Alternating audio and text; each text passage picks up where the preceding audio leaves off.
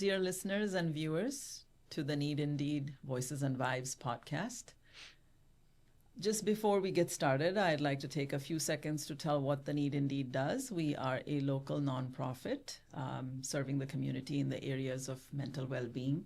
We have a project serving the seniors that are substance abuse survivors. We have a project with dementia patients that are seniors, a women's support group, and various others. So do check us out on TheNeedInDeed.org to learn more about the organization. Also, a word about what this podcast is about. So Voices and Vibes is something that just got started recently, late summer. I was actually at a women's support group for the Need Indeed and realized that the women that come here have stories. Each one of us is a story that we can share, tell, get inspired by. However, the agenda didn't allow for the time to have those stories as part of the discussion. And I kind of felt bad that in our own forum, we didn't have an opportunity. And that's when I realized that there are people that I know for 10 years, 15 years. We bump into them in various get-togethers, and we just, have a hello, hi, and never really get to know who they really are as persons. And I believe that each one of us is exploring, overcoming challenges, and has something to share and inspire on a daily basis. So with that, this Voices and Vibes came about. And I have a very special guest, like all episodes, today as well. My guest today is a chemical engineer by profession, but a pet foster parent. How cool is that? So with that, I welcome our guest for today, Neha Damle. Welcome. Thank you, Sushmi. Delighted to have you. Thank you. For the viewers, we're meeting for the first time, at least officially. We may have bumped in some social gathering, but getting to know like this for the first time. Yes. So thank you for making the hike here. Absolutely. And thank you for the opportunity to talk about it. Of course. Yeah. Neha, we always usually start with an introduction. Okay. So two nuggets, of course, I gave, that you're a chemical engineer by training and a pet parent, foster parent. Anything you'd like to add, please do that. Yeah, so I've been a foster parent, or basically I wouldn't even say foster. It's just volunteering for the rescue organizations that rescue animals from shelters and abuse and stuff like that. Yeah. Been doing that for the last 10 to 12 years. Okay. My family consists of my husband, my son, and my cat. Yes. Cat's name is? My cat's name is Gumbo. He's Gumbo. 4 years old. Okay. And I'm also a musician. I have AFA in Western classical music, so I perform with a band in Minnesota, and I've been a part of a band several years of my adult life. I also write. We'll have to do a podcast on that too. Sure. And I also write and direct musicals and dance drama shows, sometimes to be performed at various non-profit organizations' fundraisers, and sometimes at Minnesota Fringe Festival. So wow, we might have to hook up offline to partner on that too. Sure thing. All right. Well, thank you. Thank you for that introduction. And why don't we just dive right into the beginning? So how did you become interested in pets, or were you always interested? Did you grow up with pets? Take us back to the beginning. Sure. I am the only child. Okay. I don't have siblings. And I used to live in a big joint family. So Yeah. Anytime we had to kind of like have siblings share stuff about their adults or Yeah. about their. So anytime like I had to share something, I would share with the animals that Yeah. were abundant in our yard, because our house was like literally next to the hill slope. This And is where, for our listeners? This was in Pune in Maharashtra in Pune, India. Maharashtra in India. Okay, thank you. Those were my friends. Those were my siblings. And Yeah. slowly, I was always interested in pets. So we had like cats and dogs, like street cats and dogs. They used to come. But then later on, both me and my dad both are really, really interested in animals and pets. And we love them all. So we started with 2 dogs. They Yeah. had babies. That one point I had 7 dogs. I had multiple cats. I had frogs, fish, lovebirds, monkeys used to come, snakes, mongoose, you just name it, and we had it all. Yeah. So they were like really my friends, Yeah. and I couldn't imagine my life without them. But when I moved to States Yeah. in 2006 for my grad school in Louisiana, Okay. I was a student, right? I was Yeah. living with other roommates and stuff. Yeah. At that time, it was not allowed to have a pet in your house. Right. But then when I moved out of that house and started living on my own, Yeah. started working. This was also in Louisiana. Yeah. Then I started volunteering at shelters. So Okay. just going to that adoption events and helping them out, basically, to kind of, Yeah. adopt the pet out. And I was also looking for a pet at that time. So Okay. I adopted a dog from a shelter. Okay. But that did not work out because I couldn't potty train her. I couldn't give her time to potty train. So I Yeah. found her a different home. Yeah. But then I adopted a cat, and then I Okay. realized it's much easier with the cat. So Yeah. he was with me for 12 and a half years. But that's basically how my journey started, with the pets and love for pets and love for animals, and how I got my first couple of pets through that journey. And when I was volunteering at the shelter, Yeah. somebody raised this question, oh, well, why don't you foster then? I was like, what is fostering? Yeah. That's my question. Yeah. What's fostering? So fostering is basically, as they explained it to me, and I've lived it for the last 12 years, is basically giving a temporary shelter in your home Okay. to a pet that would be in a kill shelter or a non-kill shelter. But they would basically be in the cages. Okay. They have a specific time limit that they can stay there. If The there's- facility, you The mean? facility in the shelters. Yeah. If there is overcrowding, Yeah. the shelter people don't have any other option but to euthanize them. Ayo. Okay. So there are so many of the pets, about like last year alone, 600,000 pets got euthanized In United States. in United States alone. So it is 600,000. yes. So it is extremely important Yeah. to have good, robust system of fosters, which thankfully is increasing day by day. Yeah. But what it basically does is the shelters work with these rescue organizations. Okay. The rescue organizations pull these pets out. Okay. They find foster homes for them. Okay. That's where we come in as foster parents. So the pets spend some of their time at our place. We give them food, we give them shelter and love, and like train them and like teach them to trust humans again, because some of them are abused, some of them are, we don't know what background they come from, right?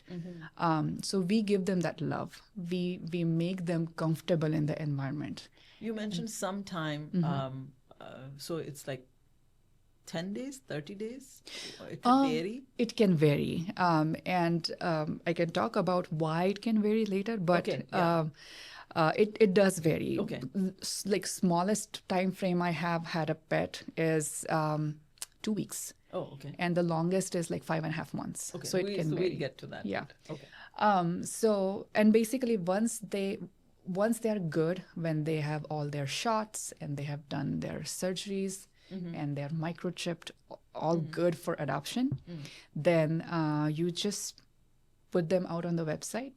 There are nice, good, loving families out there who are looking for pets. Okay. And they approach us and they really want to adopt a pet than buying a pet. Okay. So they fill out a form, we meet them, and if they like, they get adopted to their forever home. And this whole process gives so much gratification. I mean, some people might think that, oh, I get so attached to the pet and it's hard to give it up. But this is, believe it or not, I have done about 80 animals. Okay. And my heart breaks slightly every single time my pets get adopted. Yeah. But it is a part and parcel of this, because if you look beyond your own sorrow of letting it go, Yeah.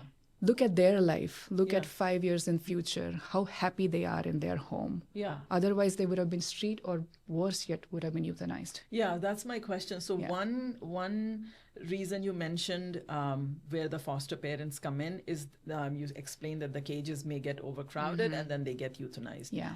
But are there other reasons why they need to be fostered, or like I think the second reason is if they're stray, then they will just get killed. Correct. If they might come under a car, they will get killed, or Yeah. somewhat like they might become prey to coyotes and stuff like that. Yeah. They might get killed. Yeah. So that's why basically, and it's general animal control in the area. So like people would just call animal control, and animal control would just take out the pet from the streets. Yeah. So the cycle is that if they're in any of these situations, then the likelihood of them surviving is low. But if they've made it to a shelter facility, then they have a window, like you explained, that they will be housed there.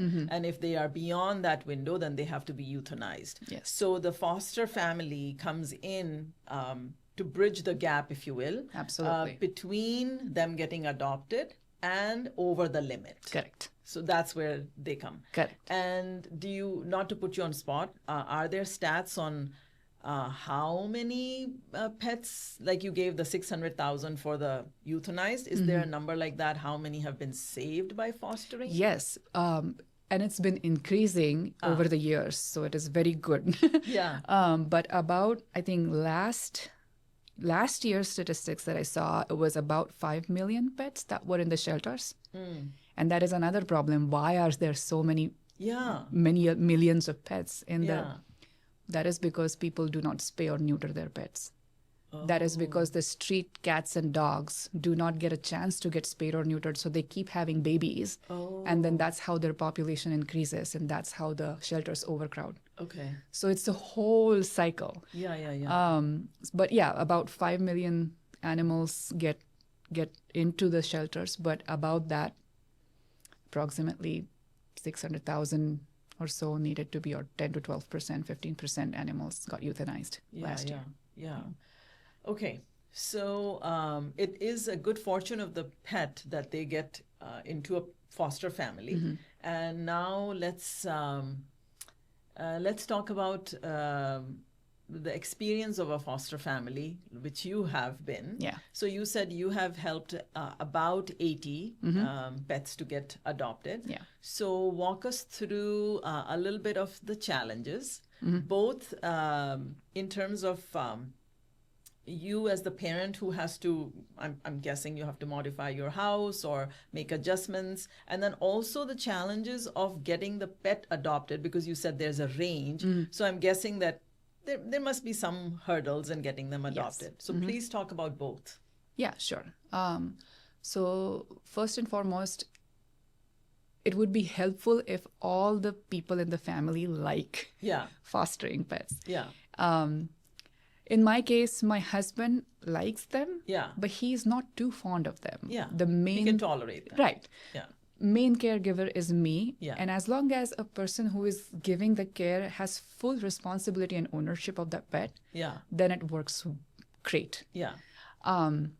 But for that to work, you have to make certain changes to your home. Like we had, these are all street pets, right? They don't have like specific manners or training or things like that. So it would be helpful if you have like a solid floors, like not like fluffy carpeted things, because accidents happen. Accidents happen. Sometimes the cats have like claws. They love to scratch on furniture, but then it is helpful if the furniture surface is smooth, because they don't like it doesn't instinctively tell them to scratch on smooth surfaces. Yeah. And like small things like that. But even with all of that, even if you don't have that type of home, it is still possible to foster a pet. That's what I really mainly want to say, that you do not need to change your carpeting to hardwood flooring. Okay. You do not need to switch your furniture just because you want to foster. Yeah. There are ways to train your animals. Okay. And you can do that with a little bit of patience. Some accidents will happen, but just take ownership of that. Just flow with the flow. Yeah. They are in a new environment as well, right? They need time to adjust. So don't expect that a pet will come to you and it will just start behaving approximately perfectly with all the training and manners. It's not going to happen. Yeah, it's a living being. It is a living being. It has been taken from streets where it was comfortable to a shelter in a small cage where they had trauma and so many other sounds of other dogs barking or cats meowing. Yeah. To your home, which is now nice and cozy and comfortable, but it takes them time. So give them that time. Yeah. Yeah. But That's the main that's one key yeah, message. yeah. But once you have them, so it just, and with these rescue organizations, what is amazing is they take care of all the expenses. Okay. You don't have to spend any penny from your pocket. Okay, that's good. So to they know. give food, all the supplies, they do all the medical things for the pets. So it's no cost on you. It's Okay. just you are just giving the home and the that's love. it, and the love. Yeah. But yeah, so you asked about there are some factors and why there is a like different duration of some. Yeah. So of course, puppies, kittens, all are really cute. Yeah. When Puppy people face. yeah, when people see pictures, they see, oh, such a cute puppy, oh, such a cute kitten. Yeah. They get adopted pretty quickly. Wow.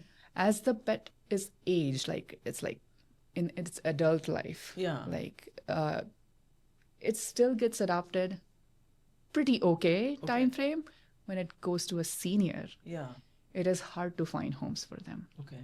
because they have more medical issues, because they have, so it is a longer duration, unfortunately, for senior pets compared to like kittens or so. Yeah. Another very weird fact is if you have black cats as foster, they are, I don't know what is up with that, but there is some superstition related to them. Yeah. There are some myths related to them. People don't want black cats. And black cats are perfectly beautiful and loving and sweet, but it's just an unfortunate reality that they don't get that much chance. In pets, they have discrimination They too. do. I mean, if a pet doesn't look beautiful and picture perfect, Yeah. they might have a longer wait time. I see. And I'm not saying that everyone who wants to adopt is always like that. Yeah. It's just a general statistics that I see. Yeah. There was one pet who was with me 5.5 months. She was a beautiful tortoiseshell, like have mixed colors. Yeah. And some people really like tortoiseshell, some don't. Yeah. It's up to person. But she was seen by 5 different potential adopter families, and they all rejected. Wow. Why? And I was wondering, was it like me? Yeah. Like, did they not like me? I mean, I can send someone else. Yeah, I want the pet to get adopted. Don't like. So that thought also comes sometimes in your heart that is it because of me that the pet is not getting selected? Am I doing something? Can that be a factor? Like, That I didn't even think that the parent would be a factor. That can be a factor because it also depends. It's a customer service, right? You have to be giving good customer service to the adopters. There was one person who just absolutely dismissed because I asked them to fill out the paperwork. Oh. And I'm like, this is a process. This is a procedure. But sometimes, and then you have to just leave it at that. Yeah. Don't take burden on you. You are doing the best you can.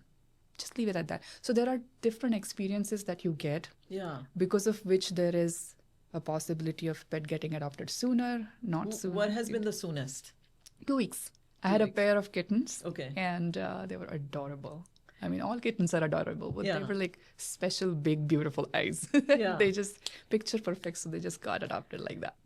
Has there been a situation where you almost agreed that they're gonna go, and then you, in the person-to-person meeting, you got the instinct that this is not right, and you withdrew? Oh yeah. Oh, tell about that. There was this great guy. I mean, he was living by himself.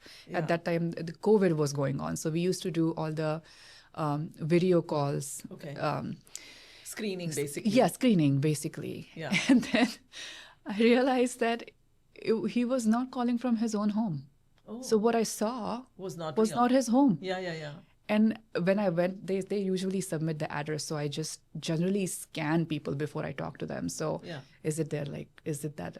So when I went to that address on Google, it did not look anything like what he had shown on the camera. So I'm like, what is going on? Yeah. And then I talked to this person again, and then he's like, oh, actually, I do not unfortunately have enough financial arrangement, so I cannot adopt at this point. But this was after a long time after we had taken the pet off the website. Had put him on the hold. So that pet missed all of that time for viewership, right? Yeah, and so getting genuinely adopted. Yeah. And then I wish people just are upfront Yeah. I mean, if you don't have financial support right now, you can probably come back later, but just don't do this. How many pets have you had at a time, like maximum? 5, 6? How many at a time? Six. 6. Six, because the cat gave birth to 5 kittens when Ah. she was with me. Wow. Yeah. That's Otherwise, why. normally, what's average? 1, 2, 3? I 2? just usually take maximum 3. Okay. If they are like a kitten, the kittens need to go in pairs, because Okay. the very little kittens, if they just go by themselves, or even little puppies, Yeah. if they go by themselves, they don't develop Flourish those as social skills. Okay.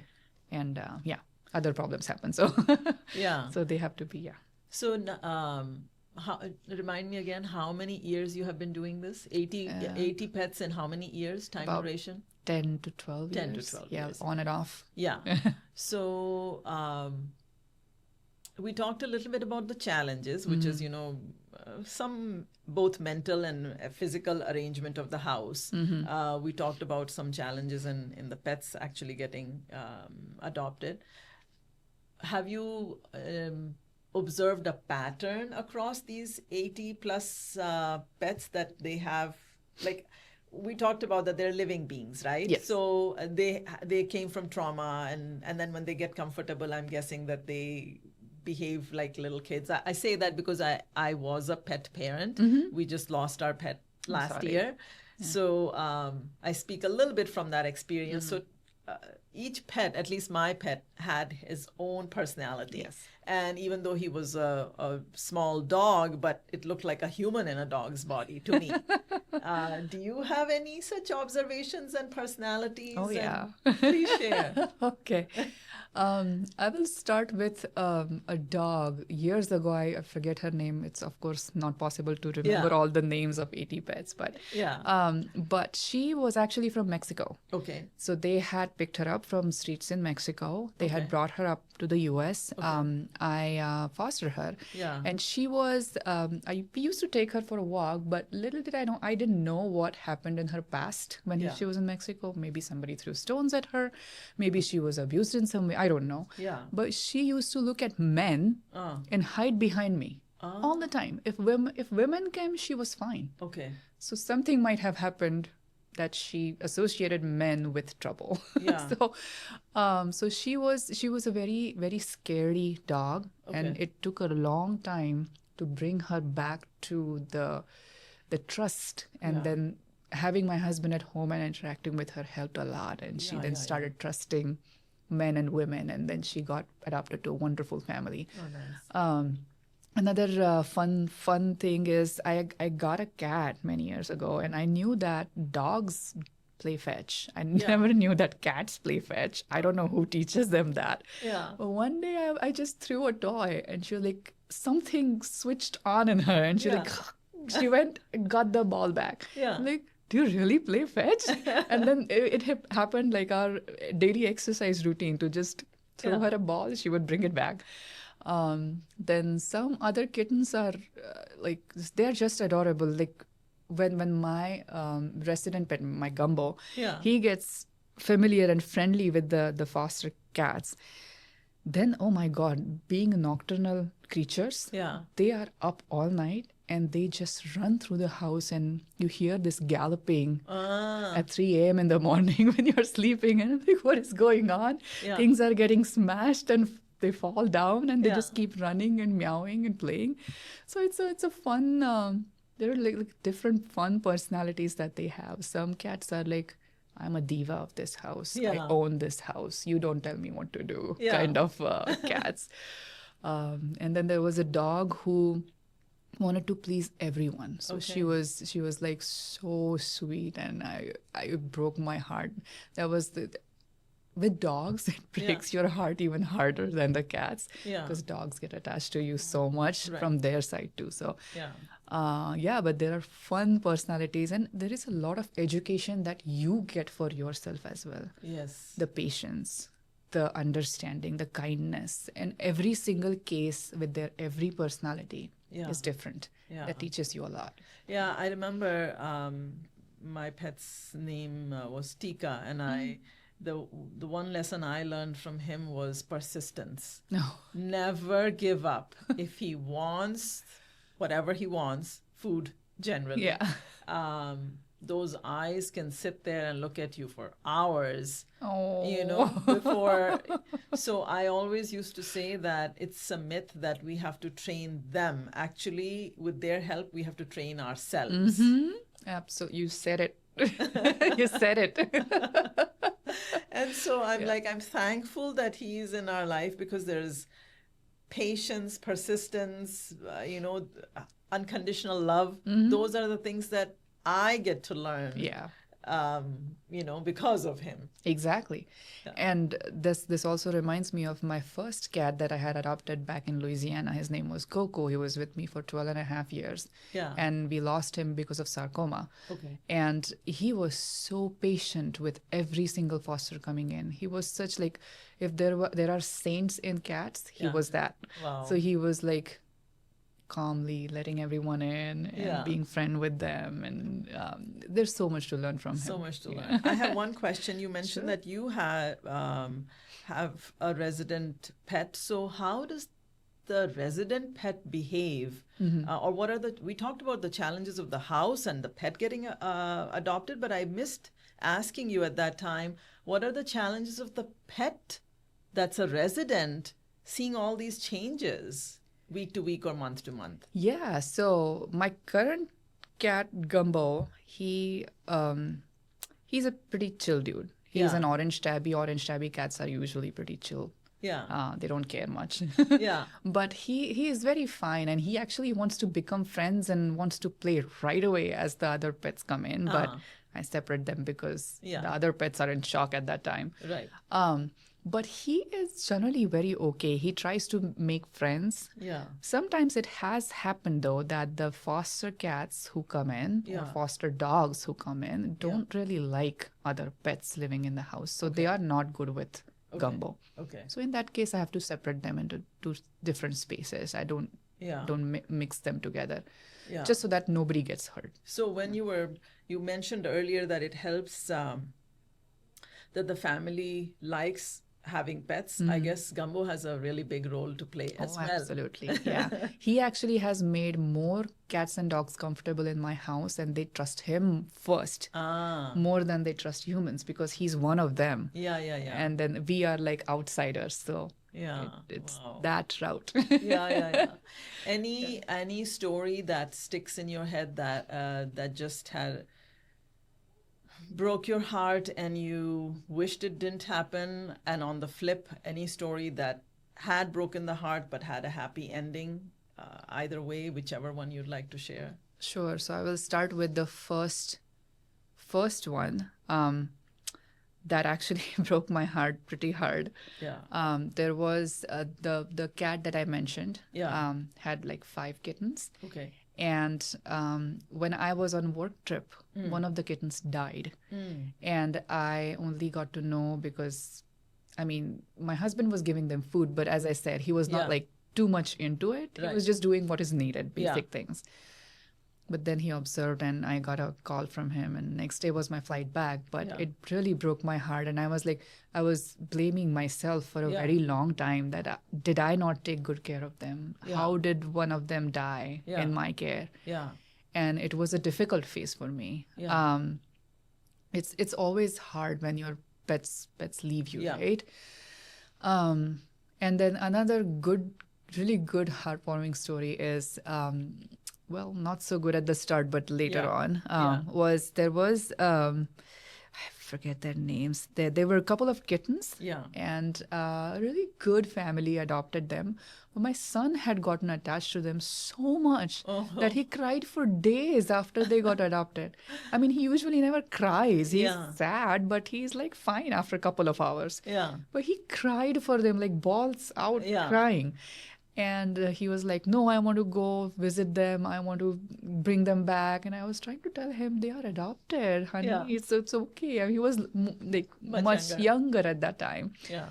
But then later on, this family started sending their pictures and the videos, and he started watching that. And then I explained to him, see how good of a life they're having now. Yeah. If we adopted them, would we be able to foster any more pets? Yeah. And then it slowly slunk into him, and that he was happy. Yeah. So that from a very sorrowful moment for him, it became a very Peaceful. happy moment and peaceful moment. Nice, nice.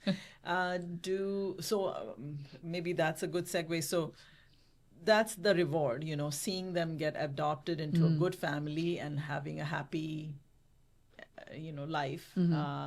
Any that you keep in touch with, or you choose not to? I keep in touch with almost all of them if they are wanting to keep in touch with me. I am a very social person, so if somebody messages me at 3 a.m. in the night, I don't mind. Yeah.